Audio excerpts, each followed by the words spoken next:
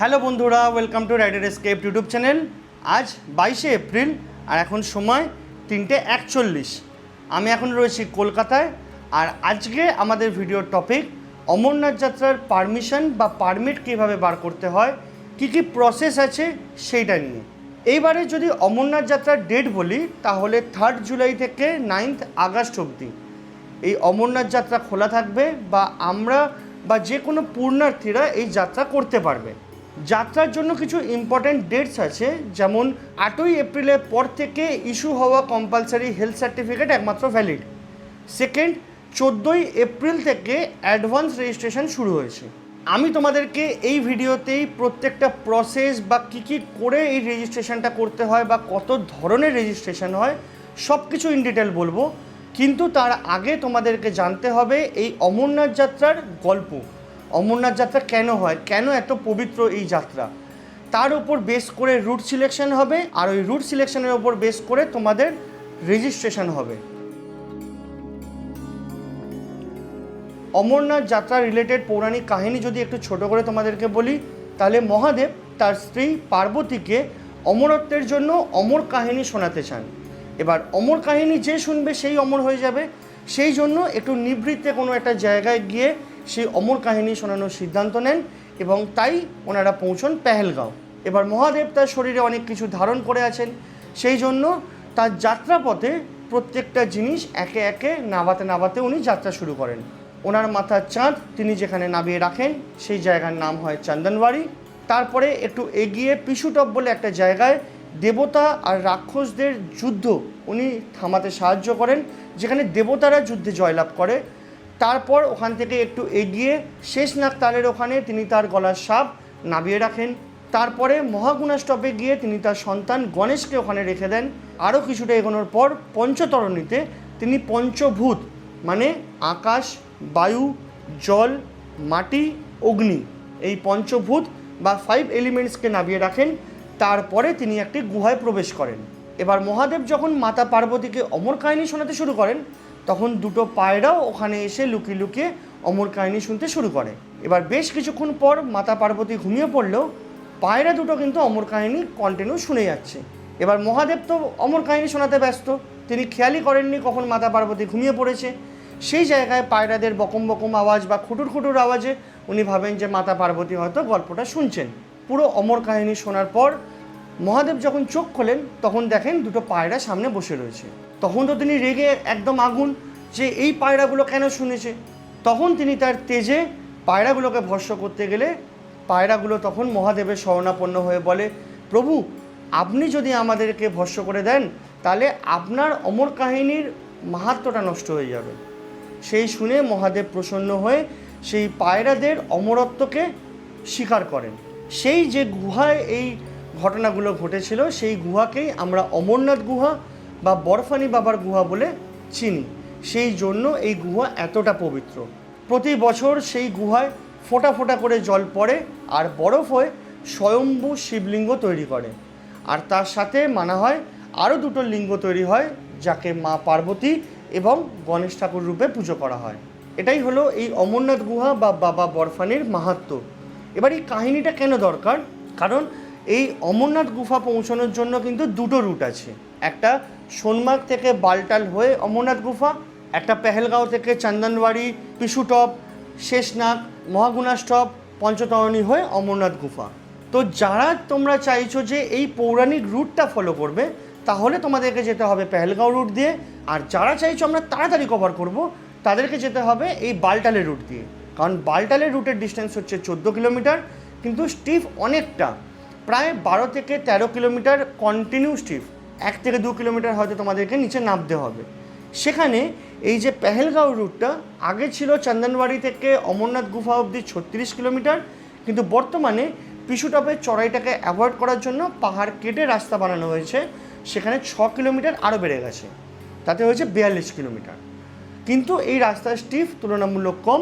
একমাত্র একটাই জায়গা আছে মহাগুণাষ্টপ বা অনেকে মহাগণেশটপ বলে, সেটা 14,000 ফিটের ওপরে। ম্যাক্সিমাম মানুষ এই পৌরাণিক কাহিনীর মাহাত্ম্যর জন্যই এই পেহেলগাঁও রুটটা পছন্দ করেন। প্লাস যারা ফিজিক্যালি ফিট নয় বা যাদের কনফিডেন্স কম বা যারা চাইছেন আমরা সুন্দর প্রাকৃতিক দৃশ্য দেখতে দেখতে একটু রেস্ট নিতে নিতে যাব, তাদের জন্য এই পেহেলগাঁও রুট। যেহেতু বাবা বরফানি বরফ দিয়ে তৈরি, একটা সার্টেন টাইমের পর বাবা গলে যায়।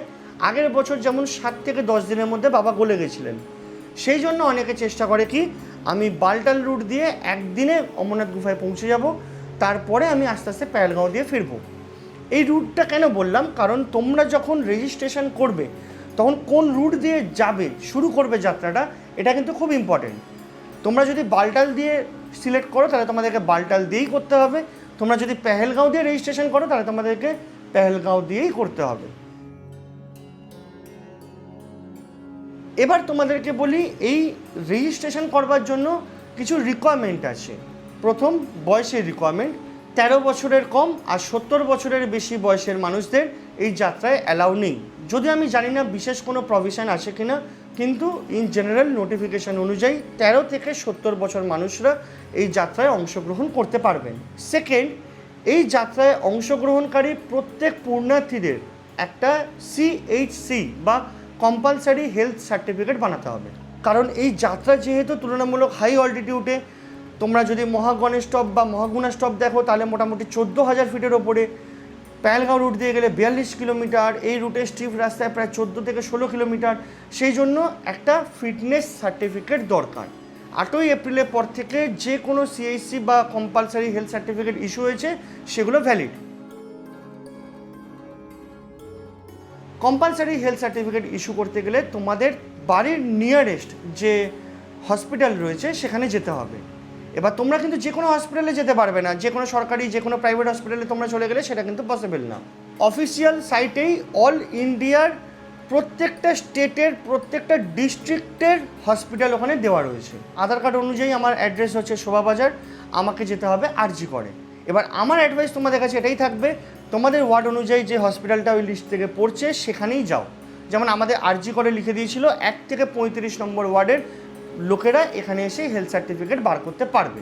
এবার আমি যখন রেজিস্ট্রেশন করাতে গেছি তখন দেখেছি অনেকেই বাইরের ডিস্ট্রিক্ট থেকে বা তাদের ওয়ার্ডের বাইরে হসপিটাল থেকেও এই কম্পালসারি হেলথ সার্টিফিকেট নিয়ে এসছে। এবার এই কম্পালসারি হেলথ সার্টিফিকেট ইস্যু করার জন্য হসপিটাল আগে কিছু রিপোর্ট দেখবে তোমাদের। সেই রিপোর্টগুলো কি একটা হচ্ছে CBC বা কমপ্লিট ব্লাড কাউন্ট, যেখানে হিমোগ্লোবিন, তারপরে প্লেটলেটস, তারপরে হোয়াইট ব্লাড সেলস, এগুলো সব ওই কাউন্টগুলো থাকবে। ECG 12টা লিড দিয়ে বা অল লিড দিয়ে, chest X ray, PAView, blood sugar, fasting and PP, urine routine check up করতে হবে, ইউরিয়া ক্রিয়েটিন ব্লাড টেস্ট ওটা করতে হবে। এছাড়া যাদের শ্বাসকষ্ট আছে, অ্যাস্থমার প্রবলেম আছে, হার্টের কিছু প্রবলেম রয়েছে, লাংসে কিছু প্রবলেম রয়েছে, তাদের জন্য এক্সট্রা আরও 2টো টেস্ট আছে, একটা ইকো আর একটা হচ্ছে PFT বা পালমোনারি ফাংশনিং টেস্ট, যেটা লাংসে হয়। এবার এই যে টেস্টগুলো তোমাদের করতে হবে, তোমরা যদি সকালে টেস্ট করো তোমরা রাত্রির রিপোর্ট পেয়ে যাবে। এবার আমি কি করেছিলাম, আমি RG করেই মেডিসিন ডিপার্টমেন্টে চলে গিয়ে এই টেস্টগুলোকে একটা ওই প্রেসক্রিপশানের মধ্যে লিখিয়ে নিয়ে এসেছিলাম। আমি প্রাইভেট ডায়াগনস্টিক সেন্টারে গিয়ে টেস্টগুলো করাতে গেছি, তখন দেখলাম যে আমার ওই টেস্টগুলোর মধ্যে কোলেস্ট্রল, তারপরে liver functioning test, sodium, potassium, এরকম অনেকগুলো টেস্ট এক্সট্রা লিখে দিয়েছে, যেগুলো কিন্তু এই অমরনাথ যাত্রার জন্য কোনো রকমভাবেই দরকার নয়। তারপর এই পুরো রিপোর্টগুলো নিয়ে তোমাদের 5টা আউটডোর সেকশানে গিয়ে সেখান থেকে ফিট লেখাতে হবে। 5টা আউটডোর সেকশন কী? প্রথমে হচ্ছে চোখের ওখানে গিয়ে ভিশন টেস্ট হবে, তারপরে ENT যেখানে কান নাক চেক হবে। আমাদের কানে টেস্ট হয়েছিল একটা কি অডিওমেট্রি না কি একটা নাম বলে, ওই টেস্ট হয়েছে। নাকের মধ্যে আলো দিয়ে টেস্ট হয়েছে। আমি ম্যাক্সিমাম জায়গায় ম্যাক্সিমাম লোকের থেকে শুনলাম এই টেস্টগুলো হয়নি। যাই হোক, কোনো অসুবিধে নেই, হেলথ চেক আপ হচ্ছে আবার। তারপরে যেতে হবে সাইকিয়াট্রিক ডিপার্টমেন্টে, তোমরা এই যাত্রা করার জন্য মেন্টালি ফিট কিনা সেইটা লেখাতে হবে। তারপরে যেতে হবে কার্ডিওলজি, তোমাদের হার্টে কোনো সমস্যা আছে কিনা বা হার্টের চেক আপ, তোমাদের প্রেশার, তোমাদের হার্টের হেলথ, এগুলো সব চেক করে কার্ডিওলজি থেকে ফিট লেখাতে হবে।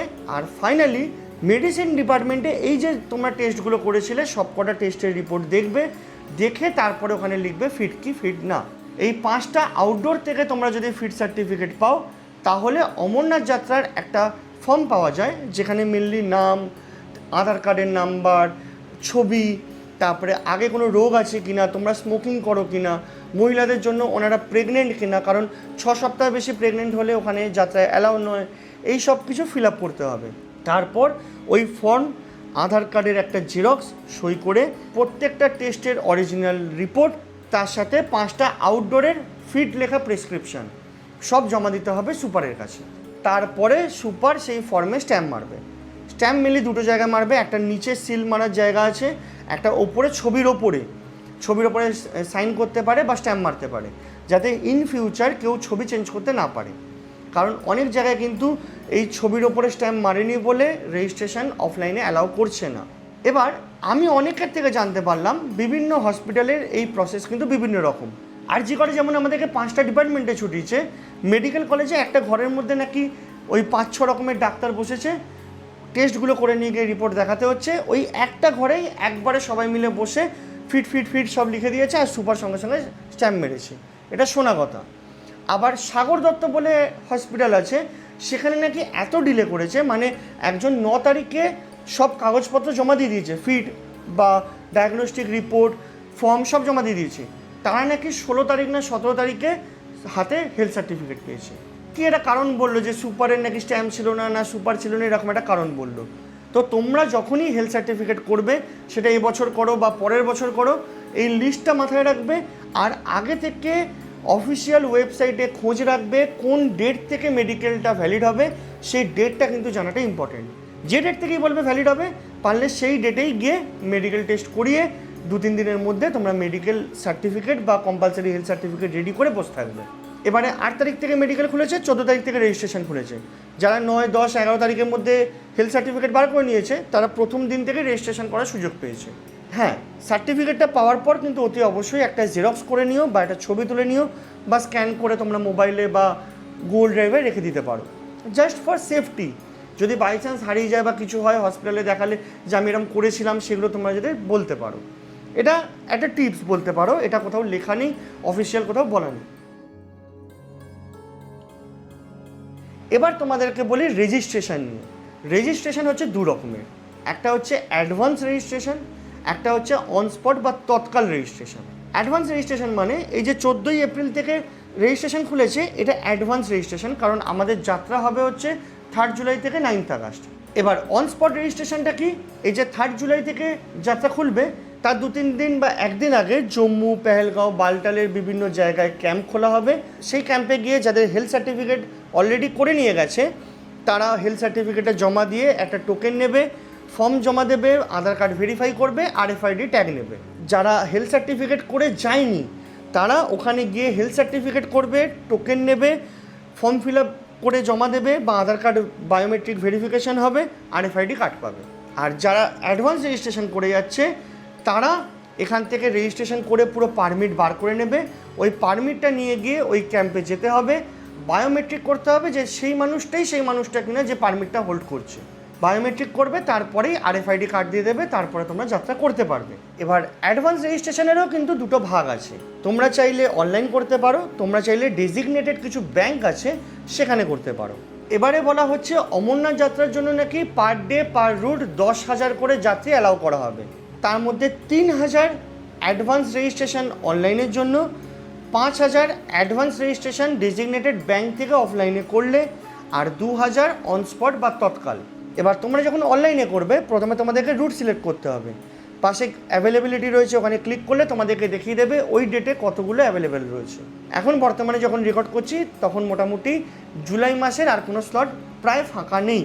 তারপরে তোমরা ডেট যদি পেয়ে যাও, সেই ডেট সিলেক্ট করে তারপরে তোমাদের আধার ডিটেলস, নাম, তোমাদের বাবা বা হাজব্যান্ডের নাম, তাছাড়া যেহেতু এই যাত্রাতে 5 লাখ টাকা করে রেজিস্ট্রেশন থাকে, সেই জন্য নমিনির নাম, নমিনির বয়স, সব কিছু ইনফরমেশান ফিল আপ করতে হবে। হেলথ সার্টিফিকেটটা স্ক্যান কপি আপলোড করতে হবে, আর ফটো স্ক্যান কপি আপলোড করতে হবে। সেই ক্ষেত্রে ফাইলের একটা সাইজ লিমিট রয়েছে, তোমাদেরকে আমি তলায় লিখে দেবো, সেই সাইজের বেশি হলে কিন্তু আপলোড হবে না। তারপরে ফাইনালি হেলথ সার্টিফিকেটটা কবে তোমরা পেয়েছো, ইস্যু ডেট, সেটা সিলেক্ট করে ক্যাপচা ফিল আপ করে তারপর তোমাদেরকে সাবমিট করতে হবে। সাবমিট করার পর তোমরা পাবে OTP। এবার এখানে হয়ে গেছে গন্ডগোল, কিছু মানুষ OTP পাচ্ছে, কিছু মানুষ পাচ্ছে না। কিছু মানুষ OTP পাচ্ছে, তারপর যখন দিতে যাচ্ছে তখন বলছে যে টাইম অ্যান্ড স্লট ফুল, তোমরা অন্য ডেটে ট্রাই করো। আমার সাথে ইনফ্যাক্ট হয়েছে, আমি অনলাইনে ট্রাই করতে গিয়ে আমি দেখলাম পেহেলগাঁও রুটে সম্ভবত 23 তারিখের পর অ্যাভেলেবেল আছে, বালতাল রুটে 17 তারিখ না 16 তারিখের পর অ্যাভেলেবেল রয়েছে। এবার আমি সারাদিন ধরে রিফ্রেশ করছিলাম যে অন্য কোনো ডেটে যদি ক্যান্সেল হয় প্রথমের দিকে। এবার বালতাল আমি 9 তারিখে একবার পেলাম, আমি করতে গেলাম, ফুল হয়ে গেল। 7 তারিখে একবার পেলাম, ফুল হয়ে গেল। 11 তারিখে পেলাম, ফুল হয়ে গেল। 12 তারিখ না 11 তারিখে পেহেলগাঁও পেলাম, ফুল হয়ে গেল। আবার 9 তারিখে বালতালে পেলাম। তখন যখন করলাম তখন ওটিপি এলো, ওটিপি যেই ফিল আপ করলাম বলছে টাইম অ্যান্ড স্লট ফুল, তুমি অন্য ডেটে ট্রাই করো। তারপরে আবার 11 তারিখে পেয়েছিলাম, তখন যখন ফিল আপ করতে যাচ্ছি বলছে আধার নাম্বার অলরেডি রয়েছে, তুমি রেজিস্ট্রেশন করতে পারবে না। আধার নাম্বার ছাড়া ট্রাই করলাম, তখন বলছে নাম আর ফোন নাম্বার অলরেডি রয়েছে, তুমি করতে পারবে না। ব্যাস হয়ে গেল গন্ডগোল। তখন আমার কাছে কোনো অপশান রইলো না, তখন আমাকে অনলাইনের জায়গায় অফলাইনে ছুটতে হলো। এবার সত্যি কথা যদি বলি, আমি প্রথম দিন থেকেই অফলাইনেও ছুটছিলাম, অনলাইনেও দেখছিলাম। আরজি কর থেকে হেলথ সার্টিফিকেট পেয়েছি, সোজা গেছি আমাদের বাড়ির কাছে গিরিশ পার্কের ওখানে যে ইয়েস ব্যাঙ্ক আছে সেখানে। আমি গেছি হচ্ছে তোমার 17 তারিখ। এবার ওনারা বলছেন আপনি আসুন 21, 22, 23 তারিখ নাগাদ, তখন আপনাকে টোকেন দেবো, তখন রেজিস্ট্রেশন হবে। তারপর ওখান থেকে ছুটেছি আমি Stephen house JNK bank, Jammu Kashmir bank. সেখানে বলছে আপনি 29, 30 তারিখের পরে আসুন, তারপর আপনার রেজিস্ট্রেশন হবে। তারপর আমি গেছি Punjab national bank, Salt Lake sector 2। সেখানে লাইনে দাঁড়িয়েছি, লিস্টে নাম লিখেছি, টোকেনের জন্য অপেক্ষা করছি। করতে করতে 7-8টা বেজে গেল, ঝড়ের মধ্যে পড়ে গেলাম, বিভিন্ন রকমের সিচুয়েশান হয়ে গেল। এবার কোনো ব্যাঙ্কে কিন্তু কোনো কিছু ফিক্সড নেই। কোনো ব্যাঙ্কে 20টা ইস্যু করছে পার ডে, কোনো ব্যাঙ্কে 50টা ইস্যু করছে, কোনো ব্যাঙ্কে 4-5টা ইস্যু করছে, কোনো ব্যাঙ্কে 10টা ইস্যু করছে, এরকম টাইপের সিস্টেম। এবার বৃহস্পতিবার দিন আমার ওখানে চলে গেল পাঞ্জাব ন্যাশনাল ব্যাঙ্কে। আমি শনিবার দিন গেলাম সমৃদ্ধি ভবন, যেটা লোকাল হেড অফিস SBI ব্যাঙ্কের, সেটা হচ্ছে তোমাদের হাইকোর্টের পাশে। ওখানে গিয়ে নাম লেখালাম, শনিবার দিন ঢুকলাম, ঢুকে আমি অফলাইন রেজিস্ট্রেশনে পেলাম 17ই মে বালতাল রুট দিয়ে। এবার আগের বছর যেহেতু 7 থেকে 10 দিনে বাবা গলে গেছিলো, আমি বলেছি না আমি 17 তারিখ বালতাল নেবো না, আমি তেমন হলে ডাইরেক্ট চলে যাবো 28, 29, 30 তারিখ নাগাদ জম্মুতে। আমি প্রথমের দিকে দর্শন করার চেষ্টা করব, তৎকাল অনস্পট রেজিস্ট্রেশন। এবার আমাদের সঙ্গে ওই আরজি করেই আলাপ হয়েছিল, আমরা ছোটাছুটি করছিলাম, বিভিন্ন লোক বিভিন্ন ব্রাঞ্চে যাচ্ছিলো। ওখানে মৌমিতা দি বলে একজন ছিলেন, অভিজিৎ দা বলে একজন ছিলেন। এবার তাদের সেদিনকে হয়ে গেছে, তারা 15 তারিখে বালতাল একজন পেয়েছে, 15 তারিখে পেহেলগাঁও একজন পেয়েছে। আমার সময়তেই 17 তারিখ হয়ে গেছে। ইনফ্যাক্ট আমার সামনের যে মানুষ, ওরা দুজন ছিল, একজন পেয়েছে 7 তারিখ বালতাল দিয়ে, একজন পেয়েছে 13 তারিখ বালতাল দিয়ে। আর দুজনেই বলছে আমরা ওই ডেটে যাবো না। মানে 7 তারিখে যে ডেট পেয়েছে হাজব্যান্ড, সে বলছে আমি 13 তারিখে যেতে রাজি আছি, কিন্তু 13 তারিখে যে ওয়াইফ পেয়েছে সে বলছে না আমি 13 তারিখে যাবো না, 10 তারিখে পূর্ণিমা মিস হয়ে যাবে, আমি 13 তারিখে যাবো না। এবার সেটা আমার পেয়ে গেলে 7 তারিখে হয়ে যেত। যাই হোক, যেটা হয় ভালোর জন্যই হয় হয়তো। আমি খুবই মানে আর কি মন খারাপ নিয়ে ওখান থেকে বেরোলাম। তারপর আমি চলে গেলাম শিলিগুড়ি থেকে আমি আবার ব্যাক করলাম সোমবার দিন সকালে। এবার আমাকে মৌদি বলছিল তুমি আর একবার অর্ঘ গিয়ে সোমবার দিনও দেখো, কারণ আমাদের না মানে নাম লেখা ছিল 2-3বার করে আমাদের প্রত্যেকটা ব্যাংকে নাম লেখা অফলাইনে। মানে আমরা ব্যাংকে পৌঁছইও নি, ওই আরজি কর থেকে আলাপ হয়েছে, বিভিন্ন লোক বিভিন্ন জায়গায় ছড়িয়ে গেছে। আমি ধরো পাঞ্জাব ন্যাশনাল ব্যাঙ্কে গিয়ে 5 জনের নাম লিখিয়ে দিলাম, কেউ হয়তো JNK ব্যাঙ্কে গিয়ে 10 জনের নাম লিখিয়ে দিয়েছে, এরকম করে হয়েছে। এবার আবার আমি সোমবার দিন গেছি, 8:45 হবে সকালবেলা, 8:30 8:45 হবে কি তার একটু আগে হবে হয়তো। আমি গেছি, গিয়ে দেখি যে আমার নামটা তখনও আসেনি, মানে পরের যে নামটা ছিল সেই নামটা আসেনি। আমার এত কপাল ভালো সেই দিনটা গেছে, আমার 72 থেকে ডাকা শুরু করেছে, আমার নাম ছিল 235, 72 থেকে 192 অবধি কেউ নেই, 193 নম্বর লোক রয়েছে, কিন্তু তাদের আবার 9 জনের গ্রুপ, 8 জন আসেনি। তারপরে আমি 235, 236, 237, আমরা 4 জন প্রথমে ঢুকেছি। এবার যার ওই 9 জনের গ্রুপ ছিল তাকে বলেছে, সে বলছে আমি একটু অপেক্ষা করি, আমি ভেবে জানাচ্ছি। আর আমি তারপরেই ছিলাম, আর তারপরে 2জন মহিলা ছিল, মানে একজন মা একজন মেয়ে ছিল। এবার তারা বলছে দেখুন না ম্যাম, আমাদের 100 জনের গ্রুপ আছে, তারা সবাই তাড়াতাড়ি চলে যাচ্ছে, মানে মোটামুটি ওই 6 তারিখ না 7 তারিখের ডেট। এবার তখন যে ম্যাডাম করছিলেন রেজিস্ট্রেশন, উনি বলছেন 4 তারিখে একটা ডেট আছে। এবার মহিলা, আমি কিছু বলতেও পারছি না, যদি কোনো মানে ছেলেরা হতো আমি বলতাম, হাতে পায়ে ধরা শুরু করে দিতাম যে আমাকে ওই ডেটটা আমাকে পেতে হবে। সে ওরা নিজেরা বলছে না আমি যাবো না। আমি তাও একবার বললাম ভদ্রতার খাতিরে যে আপনি ওই ডেটে চলে যান, আমি তো যা শুনছি 4 তারিখে যদি আপনি পারমিট পান, আপনি 6 তারিখ 7 তারিখে লেট করে ঢুকতে পারবেন, কারণ এটা সবাই বলছে যে 4 তারিখে পারমিট হলে 4 তারিখে পরে ঢোকা যাবে, 4 তারিখে আগে ঢোকা যাবে না। এবার ওনারা বললেন যে আমি নেবো না। এবার যেই ওরা বলেছে যে না আমরা নেবো না, আমি সঙ্গে সঙ্গে চিৎকার করেছি ম্যাম আমি নেবো। বলছে বালটাল দিয়ে, হ্যাঁ বালটাল দিয়ে, কোনো অসুবিধে নেই, 4 জুলাই বালতাল দিয়ে। এবার রেজিস্ট্রেশনের জন্য সব জমা দিয়েছি, ফর্ম জমা দিয়েছি, সার্টিফিকেট হেলথ সার্টিফিকেট জমা দিয়েছি, আধার কার্ড মানে সাইন করে জমা দিতে হবে দিয়েছি, 150 টাকা লাগবে সেটাও আমি পুরো একদম ওই এক্স্যাক্ট অ্যামাউন্ট নিয়ে গিয়ে জমা দিয়েছি। দিয়ে বায়োমেট্রিক করতে বলছে, আর আমার ফিঙ্গারপ্রিন্ট নিচ্ছে না। বুড়ো আঙুল দিলাম নিল না, এই আঙুল দিলাম নিল না, এই আঙুল দিলাম নিল না, এই আঙুল দিলাম নিল না, এই বুড়ো আঙুল দিলাম নিল না। এবার যে ওই 9 জনের গ্রুপে যে ছেলেটা ছিল সে বলছে দাদা মাথায় একবার ঘষো, বলে মাথায় ঘষে তারপরে দিয়েছি, এই আঙুল বুড়ো আঙুল দিয়ে একবার নিয়ে নিয়েছে। মানে তোমরা বিশ্বাস করতে পারবে না যে আমি কি খুশি। মানে সেই সময়টা না, মানে মনে হচ্ছে যে মহাদেব ওপর থেকে আশীর্বাদ করছে। মানে ট্রাস্ট মি, ওখানে বেরিয়ে আমি খুশি। কেউ কেউ মানে আর কি ওই বলে না যে মজার ছলে রেগে যাওয়া, ওরকম তুমি পেয়ে গেলে কেন, এরকম করলে কেন। একজন বলছে সবাইকে চা খাওয়াতে হচ্ছে, হ্যাঁ আমি সবাইকে চা খাওয়াবো। কি খুশি আমি, বিশ্বাস করো দারুণ খুশি যে 4 জুলাই পেয়েছি, তাও এত লেটে রেজিস্ট্রেশন করে।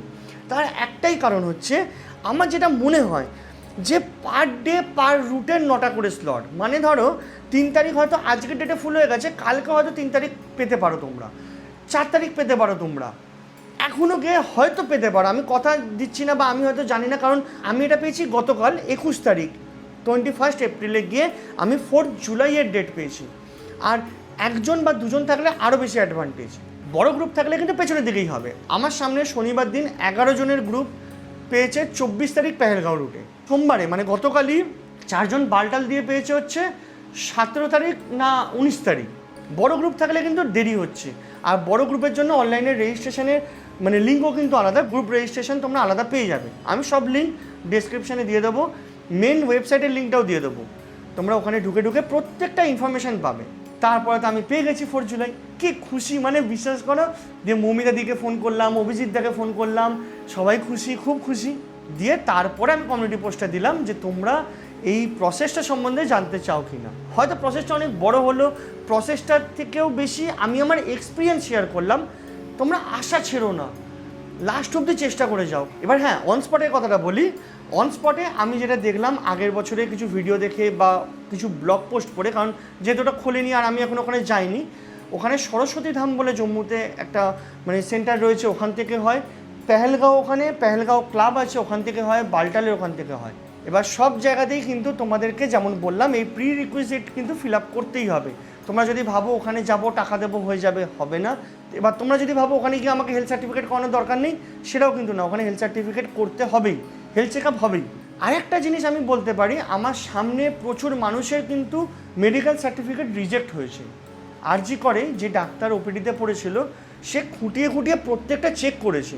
আমারই সামনে একটা ফ্যামিলি ছিল, একজন হাজব্যান্ড, ওয়াইফ আর তার বাচ্চা। হাজব্যান্ড আর বাচ্চার হয়ে গেছে, ওয়াইফের হিমোগ্লোবিন 7 বলে অ্যালাউ হয়নি। এবার সেই সব মানুষগুলোর জন্য কিন্তু আমার পার্সোনালি মনে হয় অন স্পট রেজিস্ট্রেশন বা তৎকাল রেজিস্ট্রেশনই ভরসা। কারণ এখনও মোটামুটি 2-2.5 মাস টাইম আছে। আজকে এপ্রিল মাস, তোমরা জার্নি করবে মোটামুটি ধরো জুন মাসের শেষে বা জুলাই মাসের প্রথমে 2 মাস তো রয়েছে।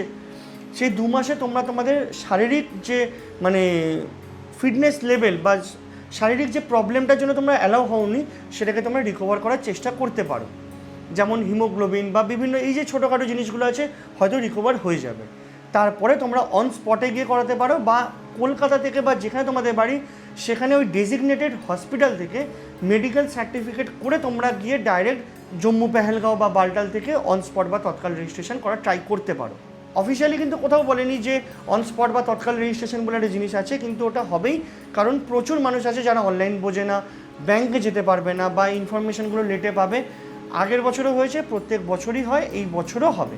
আমি কাউকে কিন্তু ইনসিস্ট করছি না যে তোমরা ওইভাবে চলে যাও। তার একটাই কারণ হচ্ছে ওখানে প্রচুর ভিড় হবে। ওখানে শুধু ভিড় না, ধাক্কাধাক্কি, প্রচুর লোকের ভিড়ের মধ্যে মানে কী বলবো, বয়স্ক মানুষ থাকলে বা ধরো মহিলারা থাকলে হয়তো অসুবিধাও ফেস করতে হতে পারে। অ্যাডভান্স রেজিস্ট্রেশন কিন্তু বেস্ট। যদি না পাও, অসুস্থতার কারণে হোক বা যে কোনো কারণে তোমরা ডেট পেলে না, বাবার দর্শন করবেই এরকম মনস্থির করে নিয়েছো, তাহলে তোমরা ওই সব জায়গায় গিয়ে অন স্পটে ট্রাই করতে পারো। এইটা হচ্ছে কমপ্লিট প্রসেস। এবার লাস্টে ছোটো করে পেমেন্টের ব্যাপারটা বলে দিই। ব্যাংকের ক্ষেত্রে তো কাউন্টারই নিয়ে নিচ্ছে 150 টাকা পেমেন্ট, বা তোমরা যদি অন স্পট বা তৎকালে করো ওখানেই পেমেন্ট নিয়ে নেবে।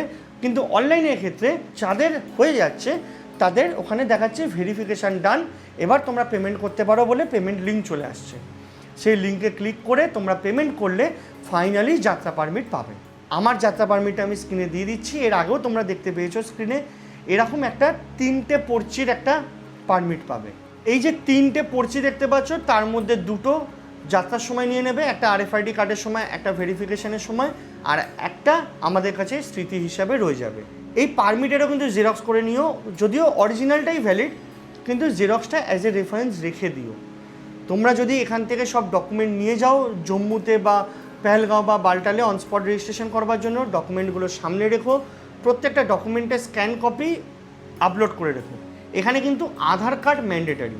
আধার কার্ড ম্যান্ডেটারি কারণ বায়োমেট্রিকের জন্য, যাতে কেউ ডুপ্লিসিটি করতে না পারে, আমার নামে আমার বউ চলে গেল এরম যেন না হয়, বা আমার নামে আমার ভাই চলে গেল এরম যাতে না হয়। অতএব আধার কার্ডের ডিটেলস ঠিক আছে কিনা এটা কিন্তু অতি অবশ্যই দেখে নেবে। 2 মাস টাইম আছে। তোমাদের নামে বানান ভুল, তোমাদের ডেট অফ বার্থ ভুল, তোমাদের বাবার নাম ওখানে মানে প্রিন্টেড নেই, হয়তো ডেটাবেসে রয়েছে তোমাদের ওখানে নেই, বা কারোর ক্ষেত্রে হয়তো অ্যাড্রেস ভুল, কারোর ক্ষেত্রে হয়তো পিনকোড ভুল, সব চেক করে নিয়ে যাবে। এছাড়া তোমরা যদি এখান থেকেই পারমিট পেয়ে যাও তাহলে তো সেম পারমিট লাগবে অরিজিনাল, আর আধার কার্ড লাগবে অরিজিনাল। দেখবে, দেখে RFID কার্ড দেবে। পারমিট পেয়ে গেছো বা আমি পেয়ে গেছি, আমরা কিভাবে যাব? আমাদেরকে প্রথমে কলকাতা থেকে যেতে হবে জম্মুতে পৌঁছানোর পর আমাদের কাছে দুটো অপশান, আমরা প্রাইভেটভাবে যেতে পারি, আমরা সরকারিভাবে যেতে পারি। আমি যদি প্রাইভেটভাবে ধরো লেটসে যেতে চাই, তাহলে আমি জম্মু নামার পর আমি ওখান থেকে বাস, টেম্পো ট্রাভেলার বা রিজার্ভ ট্যাক্সি, শেয়ার ট্যাক্সি নিজের মতো করে একটা খুঁজে নিলাম, যে রুট দিয়ে যাব, পেহেলগাঁও হলে পেহেলগাঁও, বালটাল হলে বালটাল, আমি সেখানে পৌঁছে যাব। কিন্তু যদি সরকারি ট্রান্সপোর্টে যেতে চাও, সরকারের রেট ফিক্স থাকে, বাস চলে বা টেম্পো ট্রাভেলার চলে, সেই ক্ষেত্রে পৌঁছতে হবে ভগবতীনগর। যেদিনকে তোমাদের যাত্রা তার 2 দিন আগে পৌঁছতে হবে। ওখানে গিয়ে তোমাদের RFID কার্ড নিতে হবে, পারমিট আর আধার কার্ড বায়োমেট্রিক করে, তারপর তোমাদেরকে বাসের ভাড়া দিয়ে বাসের টিকিট কালেক্ট করতে হবে। যেই দিন তোমাদের যাত্রা তার আগের দিন আর্লি মর্নিং, মানে ধরো বালটাল যেহেতু দূর বেশি, মোটামুটি 3টে সাড়ে 3টের সময় সম্ভবত বালটালের দিকের গাড়ি ছাড়ে, আর 4:30 5টার দিকে পেহেলগাঁওয়ের রুটের গাড়িগুলো ছাড়ে। তোমাদেরকে তার আগের দিন কিন্তু এই বাসের টিকিটটা করে নিতে হবে। অতএব আমার অ্যাডভাইস থাকবে, যাদের পারমিট হয়ে গেছে তারা মিনিমাম যাত্রা শুরু করবার 2 রাত্রি আগে পৌঁছো। যারা অন স্পট করবে বা তৎকাল করবে, যে ডেটে যাত্রা করতে চাইছো মিনিমাম তার 3 রাত্রি আগে পৌঁছো। কারণ ওখানে কি হতেই পারে যে তোমাদেরকে একদিন লাইনে কেটে গেল, বা একদিন কোনোভাবে করতেই পারলে না, পরের দিন বাফার রাখাটা দরকার, সেটা কিন্তু মাথায় রেখে তারপর তোমরা যেখান দিয়েই যাও না কেন, সে সরকারি বাসে করে যাও বা প্রাইভেটে যাও, বালটালে পৌঁছো, পেহেলগাঁওতে পৌঁছো, সেখানে গিয়েও তোমরা RFID কার্ড জোগাড় করতে পারো, বা ভগবতীনগর থেকেও তোমরা RFID কার্ড পেতে পারো। অনেক সময় স্টেশনে ব্যবস্থা করে, সেখান থেকেও RFID কার্ড পেতে পারো। RFID কার্ড পেয়ে গেলে তারপরে যখন তোমরা যাত্রা শুরু করবে, যে পয়েন্ট থেকে, বালটাল হলে ডোমেনের ওখান থেকে চেকিং পয়েন্ট আছে, পেহেলগাঁও হলে চান্দনবাড়ির ওখান থেকে যে চেকিং পয়েন্ট আছে, ওখানে গিয়ে তোমাদের ব্যাগ চেক হবে। ব্যাগের মধ্যে নেশার কোনো রকম জিনিস অ্যালাউ নয়, এছাড়াও আরও ছুরি, কাঁচি এরকম টাইপের জিনিস অ্যালাউ নয়, যেগুলোতে কোনো সিকিউরিটি ইস্যু হতে পারে। তারপরে তোমরা উঠতে পারবে। এবার এই যে ট্রেকটা অনেকটা ডিস্টেন্স আর না হলে অনেকটা স্টিফ বেশি, সেই জন্য রেকমেন্ডেড কম ওজনের জিনিস নিয়ে যাওয়া। ফার্স্ট, ব্যাগ যাতে হালকা হয়, উঠতে সুবিধা হয়। সেকেন্ড, 1 মাস আগে থেকে মিনিমাম ডেলি 4-5 কিলোমিটার করে হাঁটা প্র্যাকটিস করা খুব ভালো, তাহলে হাঁটার অভ্যেস থাকবে। ওখানে হাঁটতে হাঁটতে পা ধরে যাওয়া, টান লাগা বা খুব তাড়াতাড়ি হাঁপিয়ে যাওয়া এগুলো হবে না। এছাড়াও যে প্রাণায়াম বা যে ব্রিদিংয়ের এক্সারসাইজ আছে সেগুলো চাইলে তোমরা করতে পারো। তারপর যাত্রা করবার সময় তোমরা জল খাবে বেশি করে, পারলে গরম জল খাবে, খাবার খাবে, পেট ভর্তি না, অল্প খাবার খাবে, কিন্তু খালি পেট থাকবে না। এগুলো গভর্নমেন্ট রেকমেন্ড করে। এছাড়াও জায়গায় জায়গায় হেলথ চেকিং ক্যাম্প রয়েছে, মেডিকেল ক্যাম্প, সেখানেও তোমরা অসুস্থ হলে গিয়ে দেখাতে পারবে। পেহেলগাঁও রুটে, যেহেতু এটা পৌরাণিক রুট, এই রুটে কিন্তু ভান্ডারা থাকে। এই পুরো অমরনাথ যাত্রাতে মোটামুটি সব জায়গায় সব রকমের খাবার তোমরা পেয়ে যাবে। পেহেলগাঁও থেকে শুরু করবে চন্দনবাড়ি, প্রত্যেকটা জায়গায় তোমাদের ভান্ডারা রয়েছে। খরচা বলতে শুধু রাত্রিরে থাকার খরচা। আর যারা বালটাল দিয়ে যাচ্ছে, বালটালের রুটে বোধহয় 1টা কি 2টো জায়গায় ভান্ডারা হয়, আমি শিওর না, আমি অন্য একজনের ভিডিও দেখে তোমাদেরকে কথাটা বলছি। আর বালতাল রুটে ক্যাম্প সম্ভবত 1টা কি 2টো জায়গায় রয়েছে। পেহেলগাঁও রুটে অনেক জায়গায় রয়েছে। তোমরা চাইলে 2 রাত্রি না করে 3 রাত্রিতেও যেতে পারো, 4 রাত্রিতেও যেতে পারো, কোনো অসুবিধা নেই। তো এই ছিল আমার এই বছরে অমরনাথ যাত্রার যে রেজিস্ট্রেশন প্রসেসের এক্সপিরিয়েন্স। রেজিস্ট্রেশন প্রসেস করতে গিয়ে আমি কী কী ইনফরমেশান জোগাড় করেছি সেগুলো সব তোমাদের সাথে শেয়ার করলাম। তোমরা যদি এখনও যেতে চাও তাহলে এখনও হেলথ সার্টিফিকেট বার করে নাও। তোমরা অন স্পট তৎকালে গিয়ে করতে পারো, তোমরা এখনও চেষ্টা করতে পারো যদি আগের ডেট পেয়ে যাও, যদি ডেট প্রেফারেন্স থাকে।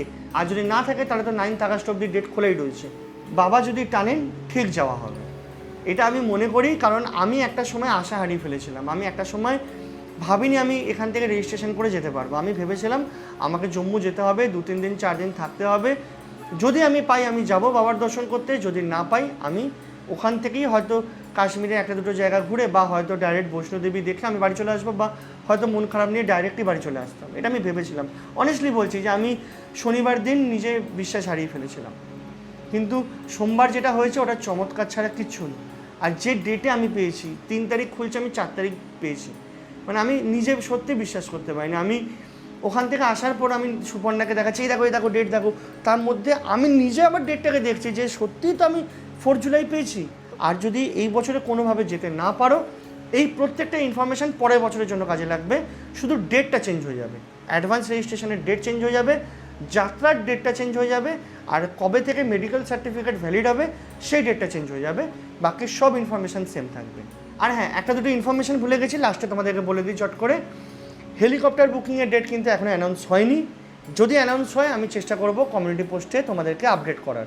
সেকেন্ডলি, অনেকেরই প্রশ্ন আসতে পারে যে অমরনাথ গুহার ওখানে ওয়েদার কিরম থাকবে, স্পেসিফিক ডেটে 3 তারিখে কেমন, 4 তারিখে কেমন, 7 তারিখে কেমন। আমাকে জিজ্ঞাসা প্লিজ কমেন্টে করো না, কারণ আমি জানি না। তার থেকে তোমরা ডাইরেক্ট এই অফিসিয়াল ওয়েবসাইটে যাবে, ওখানে একটা লিঙ্কই রয়েছে, কারেন্ট বা লাইভ ওয়েদার, ওই অমরনাথ গুফার ওখানে এখন কি টেম্পারেচার চলছে বা আগামী 3-4 দিনের ফোরকাস্ট তোমরা ওই লিঙ্ক থেকে পেয়ে যাবে। একদম লেটেস্ট আপডেট, কারোর ওপর ভরসা করা দরকার নেই। আমি ওই তোমাকে বলি যে 4 তারিখে বৃষ্টি হবে, তোমরা আমাকে হয়তো ভরসা করে 4 তারিখে গেলে না, তোমরা 6 তারিখে গেলে, তারপরে গিয়ে শুনলে 4 তারিখে বৃষ্টি হয়নি, 6 তারিখে বৃষ্টি হয়েছে, তখন তো আমাকে তোমরা খারাপ বলবে। কিন্তু আমার কাছেও তো অপশান নেই যে আমি এক্স্যাক্ট তোমাদেরকে ডেটাটা দেবো। তার থেকে তোমরা গভর্নমেন্টের ওয়েবসাইট ফলো করো, এক্স্যাক্ট ডেটা তোমরা পাবে। আরএফআইডি সেন্টারও এখনও অ্যানাউন্স করেনি যে কোন কোন সেন্টার থেকে আরএফআইডি কার্ড পাওয়া যাবে, সেগুলোও ওই ওয়েবসাইটে তোমরা পেয়ে যাবে। সব ইনফরমেশন ওই ওয়েবসাইট থেকে পাবে, কোনো অসুবিধা নেই। যাই হোক, আশা করছি তোমাদের এই ভিডিওটা ভালো লাগবে, আশা করছি তোমাদের এই এক্সপিরিয়েন্স যে শেয়ার করলাম ইন ডিটেলে সেটা ভালো লাগবে, বা এই যে ইনফরমেশানগুলো শেয়ার করলাম সেগুলো হয়তো তোমাদের কাজে আসবে। যদি তোমাদের ভিডিওটা ভালো লাগে তাহলে একটা লাইক করো, শেয়ার করো, আর চ্যানেলটাকে সাবস্ক্রাইব করে নিও। যদি তোমাদের কোনো মন্তব্য থাকে বা প্রশ্ন থাকে অতি অবশ্যই কমেন্টে জানাবে। আর যদি ভিডিওটা ভালো না লাগে তাহলে ডিসলাইক করতে পারো, কোনো অসুবিধা নেই। আজকের মতো এইটুকুনি, দেখা হবে পরের ভিডিওতে। বাই।